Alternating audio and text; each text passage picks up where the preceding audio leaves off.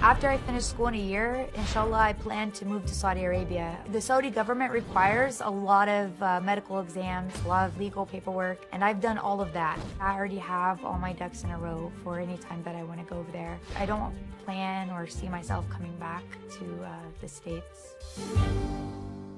That was Abby, who says she cannot wait to finish school so she can move to Saudi Arabia and never look back. Now, her mother, Darlene, says she is terrified her daughter may be brainwashed by her new friends, and that she prays this new religion is just another one of her many, many phases. Take a look. When Kristen finds something that she's interested in, she goes in full throttle. She got into being goth, and then she went into the military. She started swing dancing. Then she became a rapper. Then she got interested in Dutch people. She learned Dutch. She speaks Dutch fluently. She changed her name to Crystal. I think it's Crystal. It's K-R-I-S-J-E. Her car was covered in I Love Dutch Boys. She went to specialty places and bought all Dutch food. When Kristen converted to being a Muslim, I didn't think too much about it because she's gone through so many phases. But my worst fear right now is that this Muslim phase that she's going through is not a phase. Assalamu alaikum.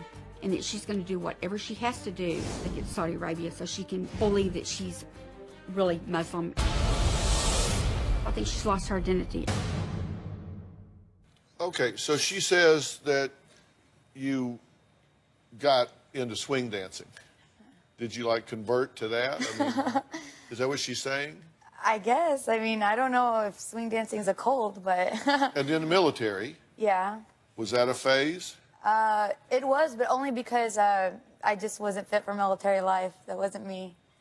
And then music and rapping? Yeah. You just all into that? Yeah. But the thing about it is that these things aren't really phases. I think they're experiences, and I still speak Dutch on a daily basis. I talk with all my Dutch friends. So now you want to be Muslim and you want to move to Saudi Arabia. Before you wanted to be Dutch and move to Amsterdam and only get tulips for flowers. Are you kind of a all or none sort of girl? I'm all or nothing. I mean, whatever it is, I'm all or nothing. If you go to Saudi Arabia, you understand that there are different cultural mores and folkways there, right? That women have a different role there. Yeah, I mean, women can't drive, which I would love to be chauffeured around. You know, I hate driving. I mean, there's a lot of less freedom for women, but I don't mind that because people from Saudi Arabia, they come here and they get to have freedom. They get to do whatever they want. But me, I've already done everything, right? I've already went through all these phases or whatever, and now I'm ready to straighten up my life. Well, here are the rules for women that we've been able to determine from research and talking to folks. You can't drive. Okay. You can't be alone with an unrelated man who is not a sanctioned relative. Okay. And you don't have any relatives over there, so that means you cannot be in the presence of any men alone. Unless I have like a wali or something, like someone on my behalf to be my guardian, like an imam or something who can act as my wali. You can't travel alone without the approval of the male guardian. Yeah. You can't sponsor a non-Saudi husband. You can't visit a graveyard. You can't attend Friday prayers in a mosque unless there is a women's section. That's to protect the women, though. That's why we dress modestly, so men don't look at us in a sexual way. So when they tell you can't go to the mosque and pray, it's better for the women to pray at home, actually. What is your tattoo on your hand here? It says Geek Life. Geek Life? Yeah. Yeah. What does that mean? Like, you know, like gangsters, they get like thug life, you know, because they're thug. Well, I was on tour, and I wasn't very thug, so I was like, well, I'm a geek. I, like, do computers and stuff, so I don't know. I was stupid. Yeah. Really young. So she also has a Christian tattoo. What do you think a Muslim's going to do when they see a Christian tattoo on her? Yeah. Will there be problems with that? Sure. The Islamic community in my city, they reject me a lot. I get talked to pretty harshly by Muslims in my community because of my tattoos. The only problem is that I got them a long time ago, and they're really expensive to remove. And I've tried to save money to remove them. I just can't, and there's nothing I can do about it. It's really expensive. All right, well, we're going to take a break. Is this a legitimate, heartfelt, spiritual conversion, or is Abby rebelling against her family? Should Darlene learn to accept her daughter's new faith? Put yourself in this situation. If you were the mother and this was your daughter, what would your questions be? What would you be thinking?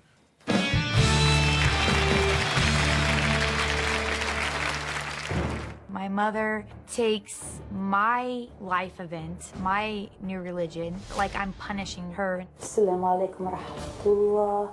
My religion has absolutely nothing to do with my mother and doesn't hurt her in any way, but for some reason she chooses to keep playing the victim.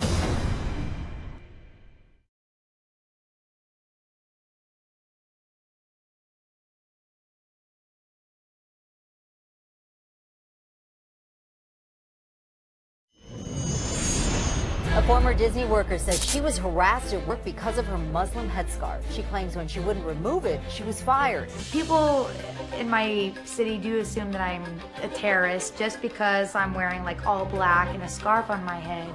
I go to grocery stores and people are like, hey, go back to your own country. And I'm like, hey man, I was born and raised in Texas.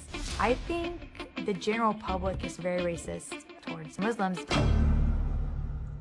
Well, Abby says since converting from Southern Baptist to Islam, she's experienced racial profiling. Her mother, Darlene, says that's what she gets for wearing her religious garments in public. Her mother also says she is the perfect recruit for any terrorist organization. She says her daughter's smart, fluent in 4 languages, a sharpshooter with the military training, and easily manipulated. Has anyone tried to influence you in some way to be disruptive to the American way of life or capitalism or? No, I don't, I've never even had a conversation about any sort of politics or anything with any of my Muslim or Middle Eastern friends. How do you feel about America? Well, it's a good place. The education here is really good.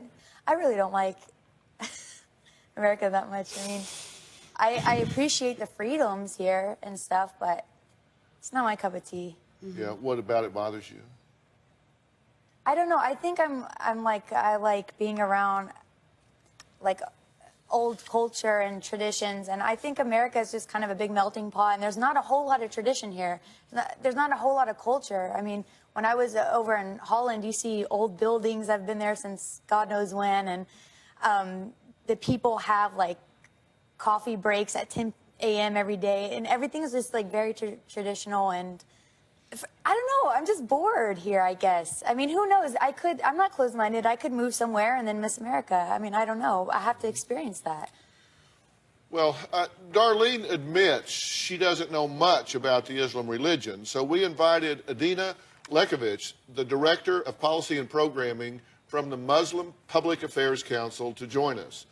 And also joining Adina is a member of our staff, Alden, who was raised in a Muslim home. Adina, let me start with you. There are huge misconceptions about Muslims, correct? I think sometimes politics and culture and religion get swirled together, and we get a misunderstanding out of things. And I'm a mother. I can understand where Darlene is coming from and wanting to protect her child and know where her child is coming from. But when we learn about faiths and other cultures, primarily through television screens and film screens, we're going to get a distorted picture of what's actually going on, when the truth is that Islam is actually an Abrahamic faith. We believe, just like Jews and Christians, in all the same prophets. We believe in God. We believe in the Day of Judgment. Truly, Islam is about believing in God and doing good in this world towards all people, not just Muslims, but serving all people. And you are not as covered as she is. Why is that? Because the hijab, or any form of covering your hair or your body, is a symbol of modesty. And every woman has the right to choose in her own way how she practices that. And in fact, the vast majority of Muslim women in the world don't wear any kind of scarf. Yeah. Now, Alden, you've been raised by a Muslim family here in the U.S., right? Yeah, I'm first generation here. So my parents left Lebanon in the 80s and raised me here. Yeah. People usually think if you're Islamic, you're anti-American.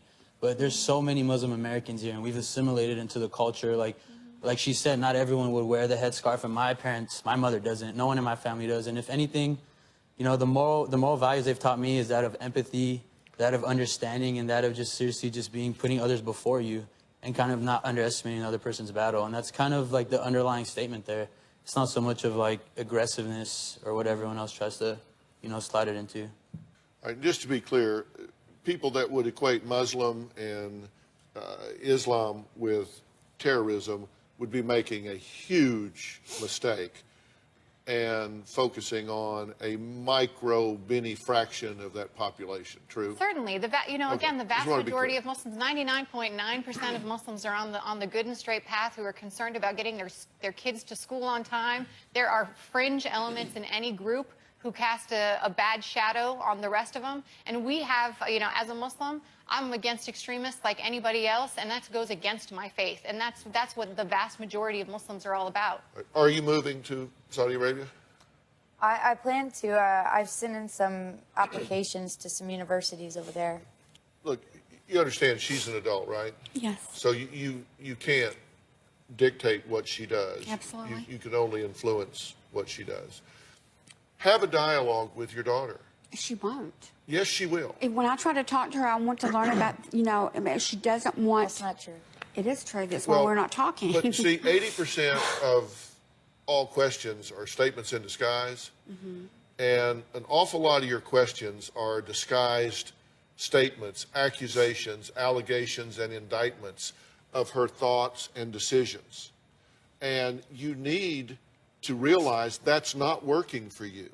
She's making a decision you don't like, so you've cut off communications with her. Don't do that. Not necessarily true. She's also cut. It doesn't matter who. Yeah, both okay, of us. let's blame her. No, not. Okay, no. let's do that. Let's No, say both she's of us. 100% responsible for it. Okay. Fix it. Okay, that's what we're saying.